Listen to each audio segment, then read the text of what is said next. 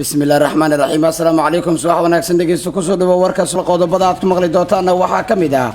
madaxweynaha jamhuuriyadda Djibouti Ismaaciil Omar Geelo maanta la xalay masaarayana waxa ka qayb galaya mas'uuliyiin kala duwan oo qaarkood ka mid yihiin dowladda federaalka Soomaaliya. Ra'iisul Roblana waxa uu kulamo gaar ah ka bilaabay jamhuuriyadda Djibouti. gudoomiyaha gobolka Hiiraan shacabka magaalada Beledweyne waxa uu gudigay fatahaada ku soo wajahan magaalada. kilinka shanaad gobolka Shabeelle ama Goday ninka madaxda ka ah ayaa xiriir nala soo sameeyay biyo aad u fara badan aan soo dhaafay buu ma aha micnaheedu hal la qaxaynaan leeyahay laakiin in dadka la wargeliyo aan u jeedaa biyo aad u xoog badan baan soo dhaafay wili madaxweyne qorqor oo qayb ka mid ah bulshada magaalada Gaalkacyo kala hadlay amniga la shaqeynta maamulka iyo xoojinta taageerada maamulkiisa 78 sano waxa maanta laga joogaa markii la aasaasay ururkii dhalinyarada Soomaaliyeed SYL haddaba maxaa lagu xusuustaa xubnihii ururka warbixinayaan idinkaga hayna dibadda waxaad maqli doontaan Faransiiska oo mamnuucayn dalkiisa uu martigeliyo dibadbax ka dhana tacadiga Israa'iil ee ku hayso Falastiiniyiinta iyo Shiinaha oo dib u soo celiyay beegsiga imaamyada masaajidda waxaana xog lagu ogaaday sababta ka dambaysa markale subax wanaagsan waa sabti 3 Shawaal 1442 hijri dhanka kale 15 May 2022 anigu waa Bashiir Maxamuud Yuusuf markana qodobada soo faahfaahsan madaxweynaha dowlad goboleedka Galmudug Axmed Cabdi Kaariye Qorqor ayaa magaalada Gaalkacyo waxa uu ka bilaabay kulamo looga hadlayo amniga la shaqeynta maamulkiisa iyo xoojinta taageerada uu u baahan yahay dowlad goboleedka Galmudug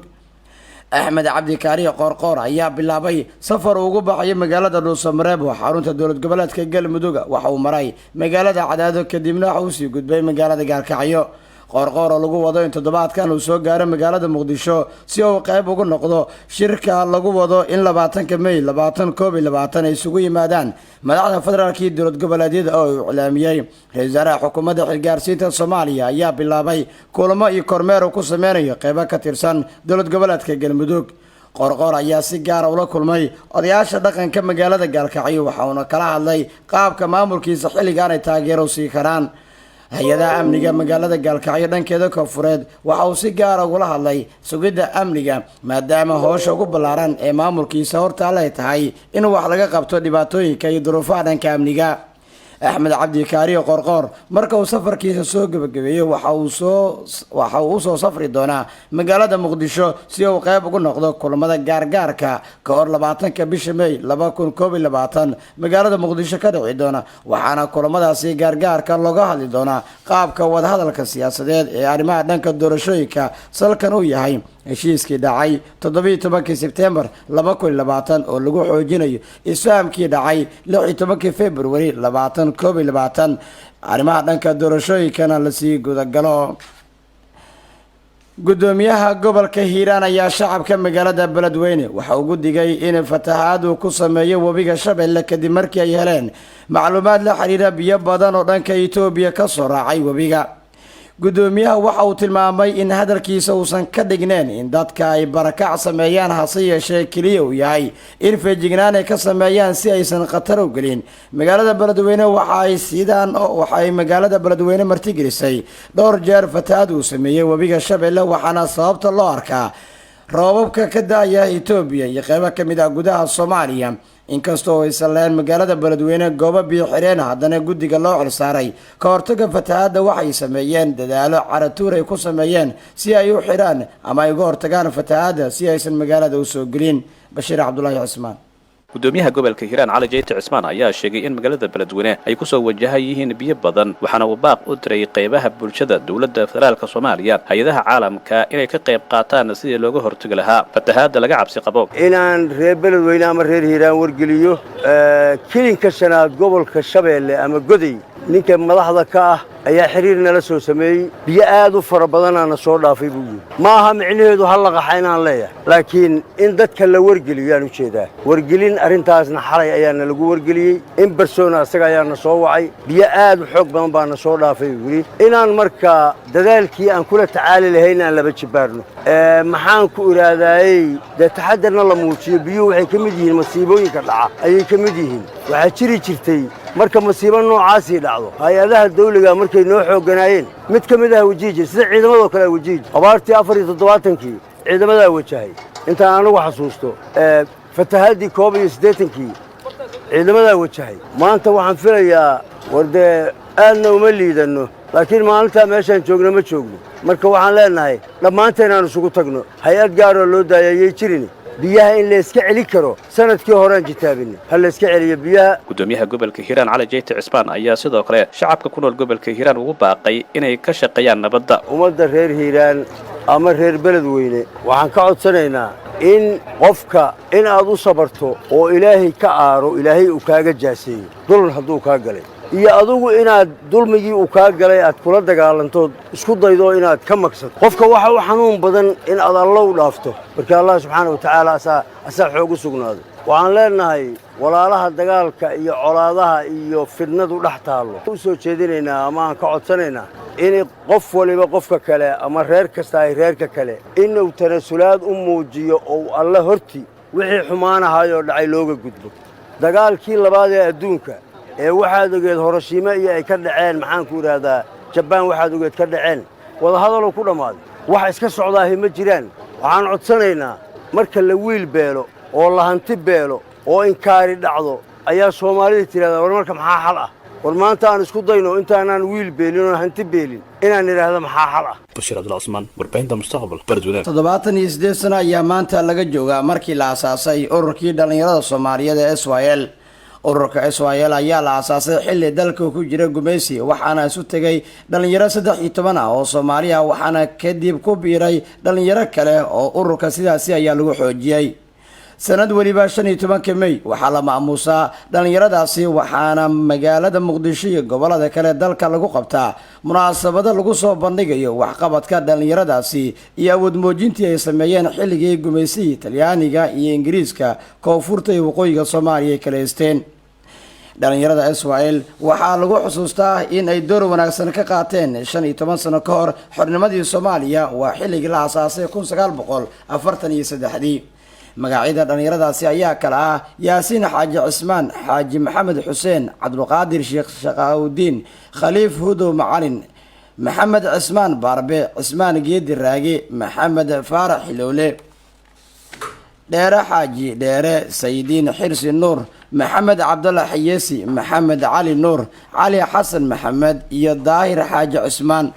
dhalinyarada SYL ayaa dadaal xoogan geliyay sidii xornimo ay u qaadan lahaayeen gumeysigii koonfurta iyo waqooyiga Soomaaliya haystay waxaana inta badan xubnihii SYL dadkii waayajooga u ahaa taariikhdooda ay sheegeen in dhalinyaradaasi waxyaabihii isu geeyay ka fogeyd qabyaalada waa siday hadalka u dhigeen mas'uuliyiin kala duwan ayaa ka hadlay munaasabadaasi waxaana ay sheegeen in dhalinyaradaasi ku dayasho ay u mudan yihiin dhalinyarada kale ee Soomaaliyeed madaxweynaha jamhuuriyadda Jabuuti Ismaaciil Cumar Geele ayaa maanta la caleema saaraya waxaana ka qayb galaya mas'uuliyiin oo ka mid yahay wasiirka koowaad ee xukuumadda xilgaarsiinta Soomaaliya Maxamed Xuseen Roble iyo wafdi la socda ayaa shalay galikii dambe ka safray magaalada Muqdisho waxay gaareen Jabuuti waxaana uu la kulmay ra'iisul wasaaraha jamhuuriyadda Jabuuti inkastoo uu ka baaqday madaxweynaha madaxweynaadkiisu dhamaaday Maxamed Cabdullaahi Farmaajo 12 bishan ka qayb galay caleema saarka madaxweynaha dalka Uganda Zamzam Maxamed Cali madaxweynaha jamhuuriyadda Jabuuti Ismaaciil Cumar Geele ayaa maanta oo Sabtiya 15 May 2022 lagu caleema saaraya caasimada dalkaasi sida uu shaaciyay guddiga madaxtooyada uu xil saartay qabanqaabada munaasabadaasi waxaa ka qayb galay ra'iisul wasaaraha xukuumadda xilgaarsiinta Soomaaliya Maxamed Xuseen Roble iyo mas'uuliyiin kala duwan oo casuumaad ka helay madaxweynaha jamhuuriyadda Jabuuti Ismaaciil Cumar Geele doorashadii ka dhacday Jabuuti 10 bishii Abriil waa 10 bishan Abriil waxaa markii shanaad oo xiriir ku guuleystay Ismaaciil Cumar Geele oo ka helay codad dhan in ka badan 98% waxayna taasi xoojisay inuu xafiiska sii joogo guddiga doorashooyinka jamhuuriyadda Jabuuti ayaa sheegay in tirada codeysay ay dhameed 167,530 ruux markii la tiriyayna madaxweyne Ismaaciil Cumar Geele boqolay ahaan uu ka helay 98.58% halka murashax kale ee ka soo horjeeday uu helay 1.42%. Ismaaciil Cumar Geele madaxweynaha jamhuuriyadda Jabuuti ayaa noqday madaxweynaha wadankaasi 1999 waxauna dalkaasi u horseeday waxqabad muuqda isbeddel ganacsi isdhexgalka dalalka caalamka iyo martigelinta shirar kala duwan oo intooda badani uu ku qabtay dalkaasi Jabuuti qaarkoodna looga hadlayay arrimaha Soomaaliya. dowladda Faransiiska ayaa mamnuucday in la sameeyo banaanbaxyo ka dhan ah Yuhuudda oo lagu qabanayo waqooyiga dalka Faransiiska. booliiska ayaa la amray inay ka hortagaan isu soo bax maanta oo sabti ah suuragal tahay inuu ka dhaco waqooyiga waddankaasi waxaana la joojiyay dhammaan isu soo bixi ay sameyn lahaayeen dadka sida ay sheegeen mas'uuliyiin ka tirsan hay'adaha amniga. wakaaladda wararka Faransiiska AFP waxay sheegtay in dowladda mas'uuliyiin ka tirsan ay soo saareen go'aamo daba socday oo Khamiistii hadallo soo baxay oo inta badan baraha bulshada lagu baahiyay kadib markii dhalinyaro reer Falastiin ay kuwa taageersan ay abaabulayaan isu soo bax ka dhan ah ciidanka Yuhuudda dhibaatooyinka u geysanayaan dadka Falastiiniyiinta. Faransiiska ayaa si cad u sheegay inuusan aqbali doonin dibadbaxyo ka dhana Yuhuudda oo lagu qabto dhulkiisa waxaana uu sheegay in ciddii doonaysa in dibadbax ay sameyso ay soo marto nidaamka iyo shuruucda dowladda Faransiiska ay u dejisay. dhanka kale ciidamada difaaca Israa'iil waxay sheegeen in 3 gantaal laga soo tuuray dhanka Suuriya kuwaas oo ku aadanaa Israa'iil. qoraal ay soo dhigeen bartooda Twitterka ciidanka loo soo gaabiyo IDF waxay ku sheegeen in gantaalkaasi uu ka soo dhacay dhanka Suuriya iyadoo aysan wax faahfaahin dheeraad aysan bixin marka ay ka hadlayaan waa dhanka khasaaraha ka dhashay iyo qaabka gantaaladaasi ay u soo dhaceen. warbaahinta Israa'iil ayaa ku warantay in 2 gantaal oo kamid ah 3daasi gantaal ay dhulka ku soo dhaceen isla markaana ay waxyeelo geysteen inkastoo aan loogeen inta ay gaarsiisan tahay. dagaalka u dhaxeeya Falastiin iyo ciidanka amniga Yuhuudda ayaa sii kordhay. jimcihii ciidan dhulka ah ayaa loo diray magaalooyinka qaar goobo ka nabdoona dagaalka ayuu gaaray waxaana ugu yaraan 8 qofood oo caruur u badan lagu dilay duqeyn lagu qaaday goob xero barakaca oo ay degeen qoysaska barakacay dagaalka ka dhacay Falastiin. qaar ka mid ah madaafiicda ay isweydaarsadeen dhinacyadan waxa ay geysteen khasaaro dhimasho dhaawac waxaana dhinacyada labada dhinac waa Gaza waa Falastiiniyiinta iyo Israa'iil ay sheegeen in gantaalada ay saameyn u geysteen dhanka kale inkastoo ay la haatan la xaqiijin khasaaraha guud ee ka dhashay madaafiicda maalmihii la soo dhaafay ka dhacay magaalooyin dhowr ah. ugu yaraan 122 qofood ayaa lagu dilay magaalada Gaza. tirada waa intaa way ka sii badan kartaa maadaama xaafadaha qaarkood burbur xoogan uu soo gaaray. dhismaha hoostana waxaa laga cabsi qabaa in ay dad ku jiraan maadaama xilligii duqeynta ay dhacaysay xilli habeen ahayd.